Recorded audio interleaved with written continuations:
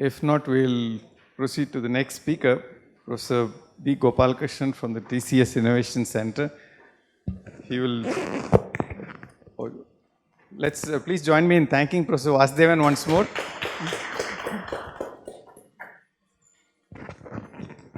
Our next speaker is Professor Gopalakrishnan. He'll talk to us about hydrogen bonding and drug design.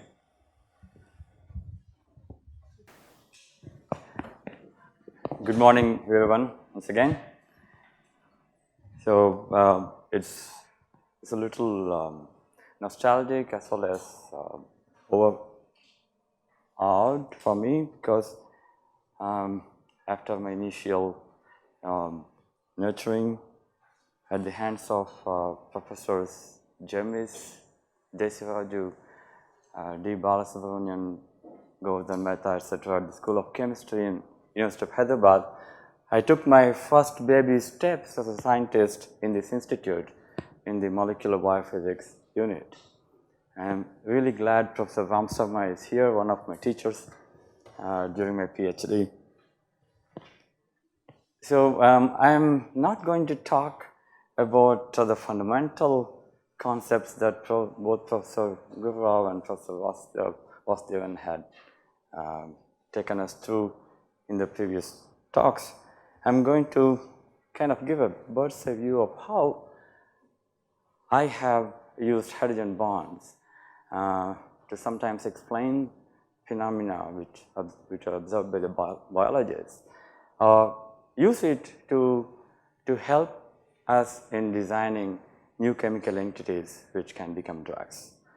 So with that, I'm going to take you through a few of the superficial concepts that we have learned over the years. So in biology, virtually all phenomena depend in one way or another on very specific molecular recognition. That's how the whole biochemistry happens within the cells. And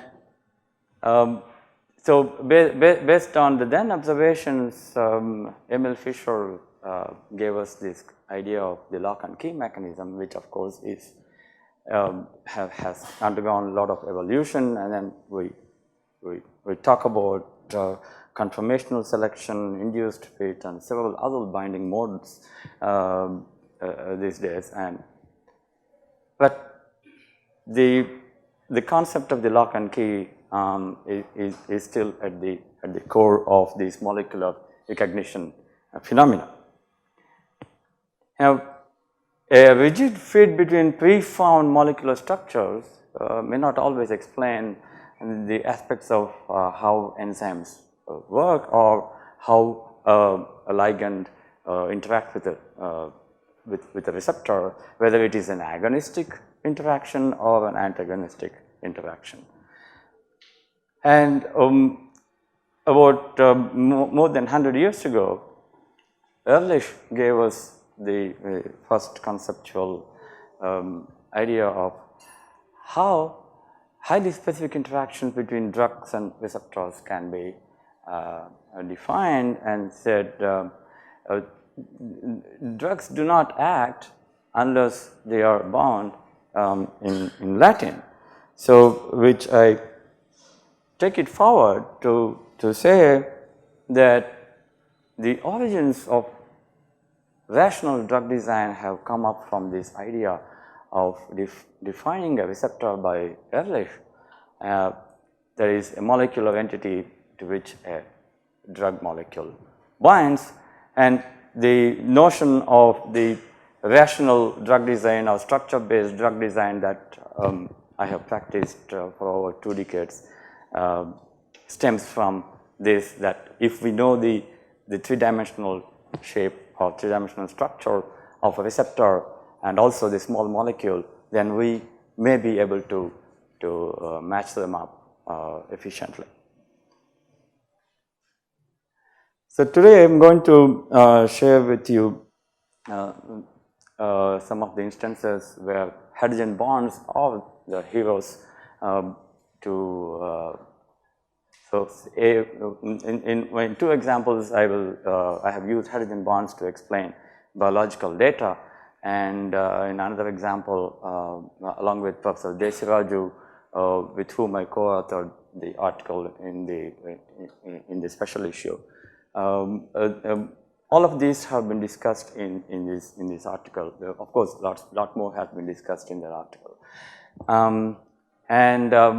Something which is not my work, but I thought it's very, very pertinent to our understanding of how the hydrogen bonds can be instrumental in solving some of the industrial problems.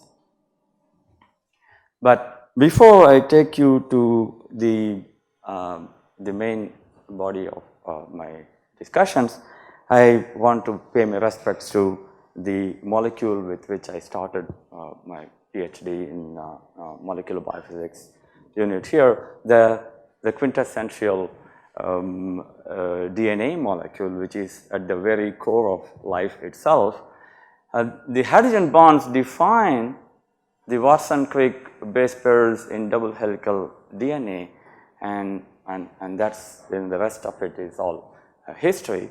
And this is the image of the first crystal structure of a dodecamer double-stranded DNA solved by Dickerson and his co-workers. And so they observed a lot of new interesting things in the structure, that the structure is not exactly regular as it was initially imagined to be, and that has a lot more happening. That is, there is the spine of hydration along the base pairs here from the water molecule surrounding this molecule, and this is a new. It opened up a lot of new ideas in how water is very, very important in the molecular recognition phenomena, and this is also the decade, the 1980s, coinciding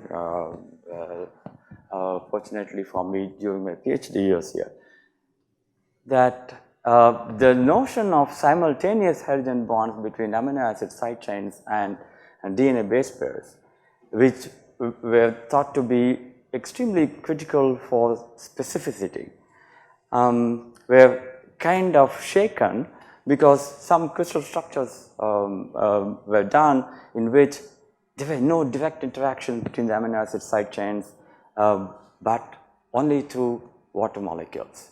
And that also opened up a lot of other things, like, okay, when the ligand is not bound to the receptor, so the space is occupied by water, and how is the water doing? And then later on, the concepts of entropy, enthalpy, compensation as a consequence of this water being displaced by the ligand molecule has gained prominence, and that has been shown experimentally by many drug designers as the driving force for a particular ligand to be binding to the receptor.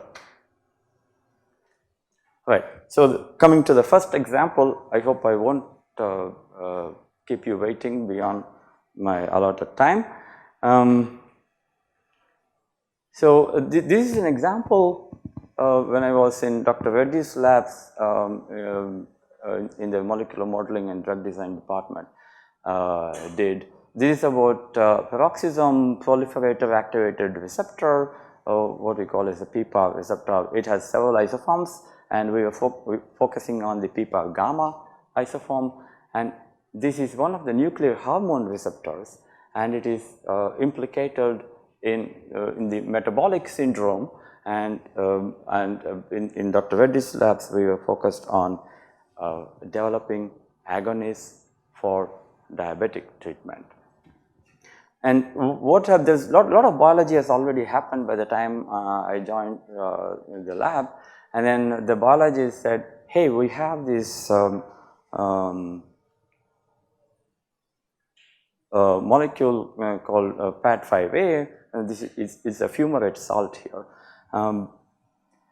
It is not binding as strongly, or it is not eliciting the same agonistic response that the control rosiglitazone, already an established drug in the area, is showing.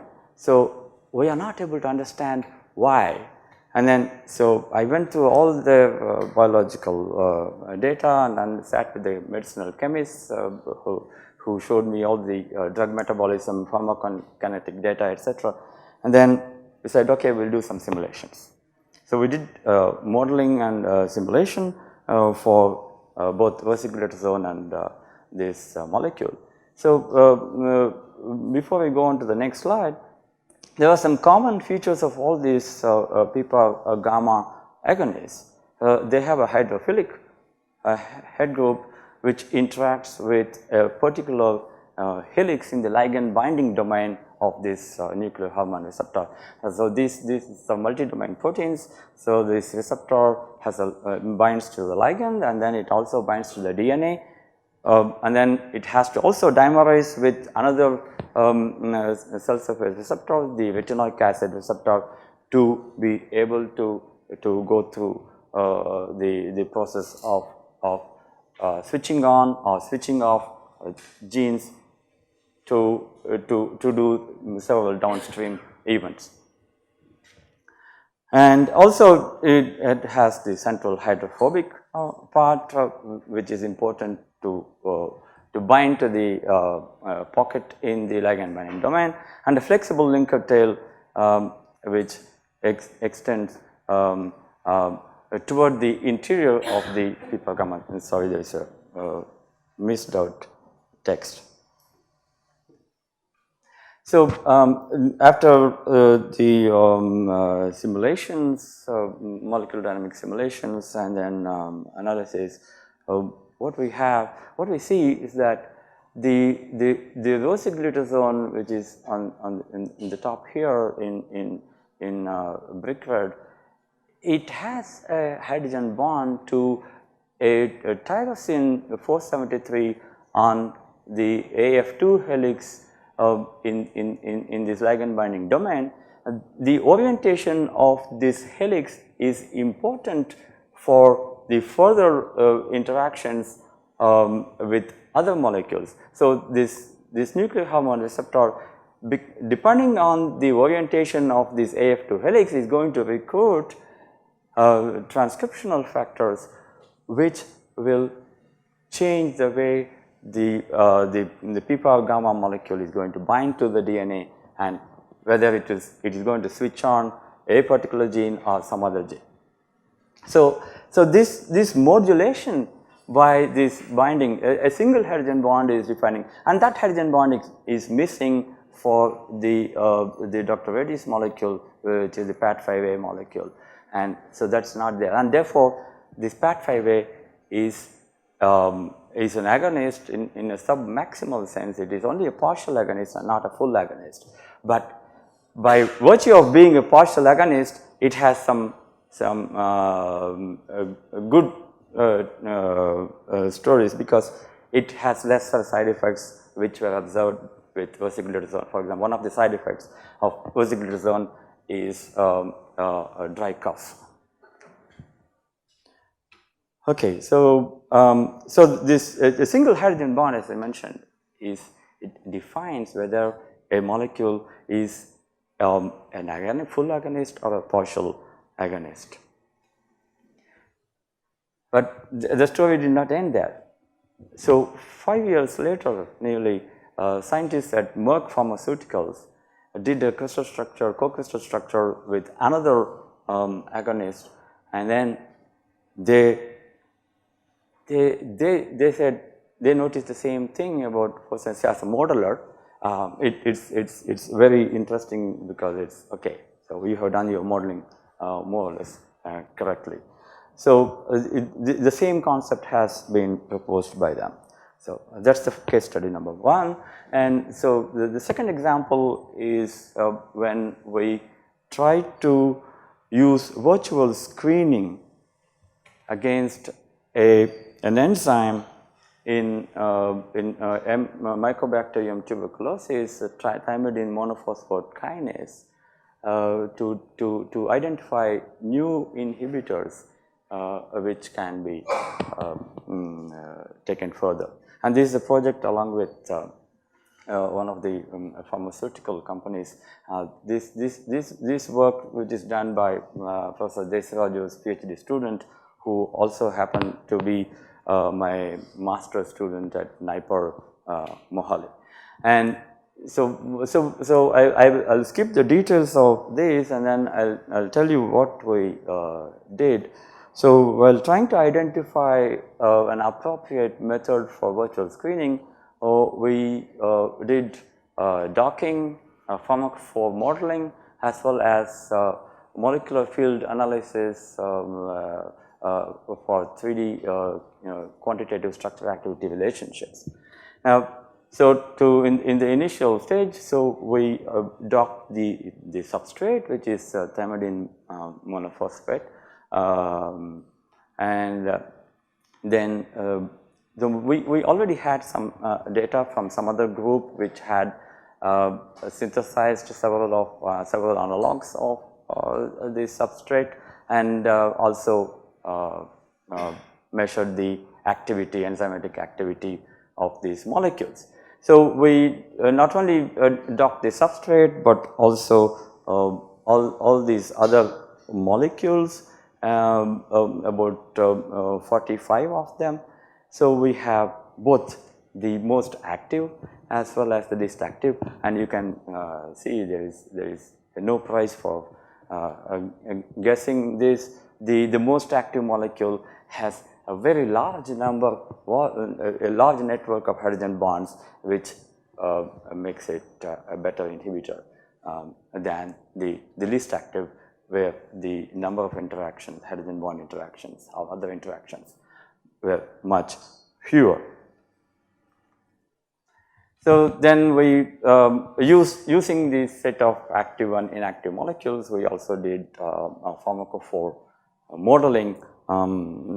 Essentially what you do is you match up the activity and also see the molecule, how many hydrogen bond donors and hydrogen bond acceptors and hydrophobic groups are there, which can have a complementary interaction with the enzyme binding pocket. And therefore, so based on this analysis, we have identified 3 hydrogen bond acceptors and 1 hydrophobic group on the ligand side only.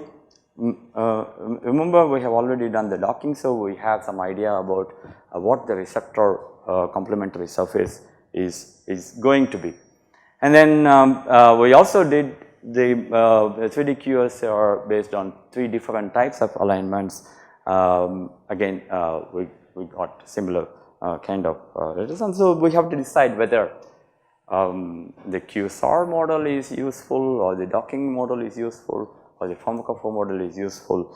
And then we came to the conclusion the pharmacophore model is probably the easiest to use it as a virtual screen, especially if you have. So we were going to screen about 500,000 molecules from various databases. So in order to use the pharmacophore model as the virtual screen, we wanted to first compare what we have in terms of the docking results from the most active molecules, and also the pharmacophore model that we had already calculated. Now, so we noticed that there was a very important hydrogen bond interaction in the docking models, which is not present in the current pharmacophore model. So we thought that we can add that and then build a composite pharmacophore model and then use it as the virtual screen. and this is how it looks. So we have added a hydrogen bond donor function as well, and these are the pharmacophoric geometric criteria that we will be using when we are going to do the virtual screening. So before you actually use it as a successful screen, we have to validate. So we validated the composite pharmacophore model against the known set of molecules with which we started, but we spiked these molecules, the set of data with some inactive molecules, and then we saw that the model was able to pick 42 out of the 47 molecules in our test set.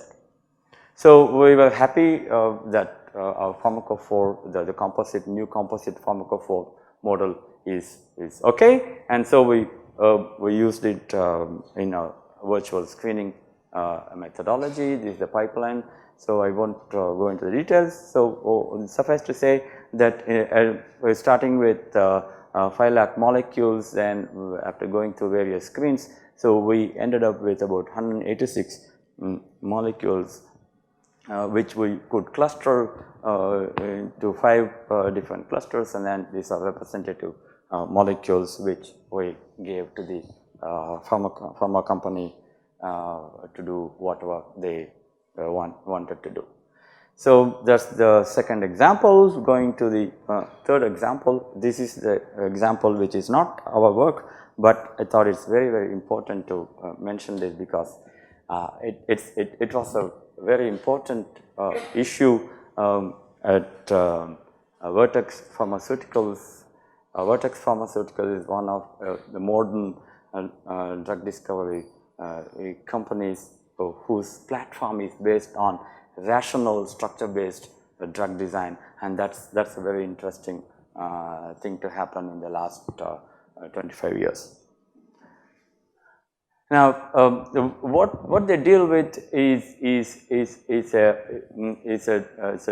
drug called tenofovir, which is against the hepatitis C virus protease, and so they had a problem, and when they tried to improve the potency of this inhibitor, they ended up that they were facing insolubility issues. And how did they solve this conundrum? So this is the crux of the paper. So tenofovir is a very good example of how a potent but insoluble drug can be modified to a viable solid dosage form by identifying the supramolecular concepts to modify the way these drug molecules interact with each other, and also which is dependent on the model of how this drug molecule is interacting with the protein, and the differences between the crystalline phase and when it has to interact with the protease. So the insolubility they have solved, they found out from various biophysical and biochemical methods is due to the strength of its crystal lattice. I'll go through these pictures in a bit. And by interrupting these hydrogen bonds with a competing molecule, they made it more soluble, about 100 times more soluble. And so thus by understanding the structural origin of the compound's insolubility, it is possible to improve its solubility and therefore also its bioavailability. So this is how the tenofovir molecule looks. It's a large complex organic molecule. It has a diastereomeric aspect also to consider, and in the crystalline phase, in the solid form, tenofovir is very sparingly soluble. Is because the 2 molecules of tenofovir are involved in these hydrogen bonding interactions which form these ring-like structures with 10 atoms and 12 atoms in the combination of these hydrogen bond interactions. So, as a result, what happens is that these interactions lead to the formation of rods, which then aggregate to form sheets, and these sheets stack up to form a really solid lattice, which is the cause of the insolubility in the solid form. And in this panel, you see that Chalapravir's interactions with the hepatitis C virus protease is shown again. These are through hydrogen bondings, which are analogous to the way the crystalline Chalapravir is interacting with itself. So, how did they solve this problem is by competing out the particular amide-amide hydrogen bond motifs in the crystalline Chalapravir by parahydroxy benzoic acid, which displaces the second molecule in a sense. And so, and what it does in the solid state is that it introduces gaps, and so it's not really impenetrable. Sorry, yeah, I'll finish. So that's how they have solved this this very difficult problem, and then they made it 100 times more soluble, and therefore it was a nice little success story. So, coming to the very last example, I shouldn't take more than 2 minutes. This is about an enzyme in the tetrapyrrole biosynthetic synthesis pathway called the 5-amino levulinic acid synthase. It has 2 isoforms, and then the isoform we looked at is the isoform 2. This was in collaboration with Professor David Bishop at Mount Sinai School of Medicine in New York. And so, what this enzyme does is to do some biochemistry in the presence of a cofactor called pyridoxal 5' phosphate, and then the substrates succinyl coenzyme A and glycine to form this 5-amino levulinate, which then goes on to be part of the tetrapyrrole biosynthesis pathway, which is one of the subsets is the heme biosynthesis pathway. And mutations in this enzyme can lead to either X-linked sideroblastic anemia or X-linked protoporphyria, depending upon whether the mutation is causing a gain of function or loss of function. Now, the important thing is that when in this enzyme, there is a C-terminal extension which is unstructured in the crystal structure, which was done by the Structural Genomics Consortium in the University of Oxford. If the dynamics of this C-terminal extension is what is going to modulate whether substrates are going to come in and bind, and therefore the biochemistry can happen, and then depending on that whether we can design inhibitors which can keep this C-terminal extension in place as a lid over the active site, so the enzyme is not going to be functional. So the major take home from this is that there are very nice salt bridges that are found by the C-terminal extension, and the glutamic acid 569 switches between salt bridges with 511, arginine 511 on arginine 572, and for the succinyl CoA to come in, then this arginine 511 to glutamic acid 516 salt bridge has to be broken, and so that's what we are also looking at some mutants, and then some more biochemistry is happening at Oxford, and if this manuscript is in revision, with nature communications. So I'm not having any special summary, so each of the examples they talk themselves, and the Allah S2 work is done by my associate Dr. Siladitya Padi in collaboration with scientists at Mount Sinai and University of Oxford. The Pipa Gamma, as I mentioned, is when I was in Dr. Reddy's labs, the main person is Dr. Abdul Razak. And then the thymidine monophosphate kinase work was majorly done by Aparna, graduate student of Professor Desiraju, when he was in University of Hyderabad before he moved to IISc. So thank you, Professor Arunan, for inviting me here, and I really am very fortunate to be here. Thank you. Time for a quick question or two.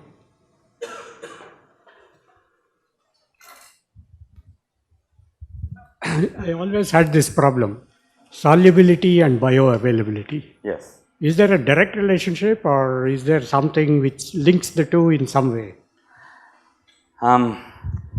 It's a difficult question to answer. So Vertex were able to find out the genesis of this particular case, and so they were able to solve it.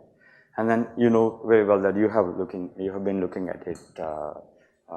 Ashwini Nangia has been looking at it along with Professor Desiraju, this thing. So the polymorphism is a major issue. In NIPER, one of my pharmaceutics colleagues had this issue with azithromycin hydrates. So we all take azithromycin for upper respiratory tract infections. But then the solid form, depending upon whether it's a monohydrate or a dihydrate, its solubility changes, and also the shelf life. So these are all considerations. I think there are, in my understanding, there are no general principles as yet, but only some notions. But so case to case, things are different. So in the case of the azithromycin hydrate, I just employed simple MOPAC calculations to help them with it. But what was important is to do it experimentally. So they use what is known as hot stage microscopy.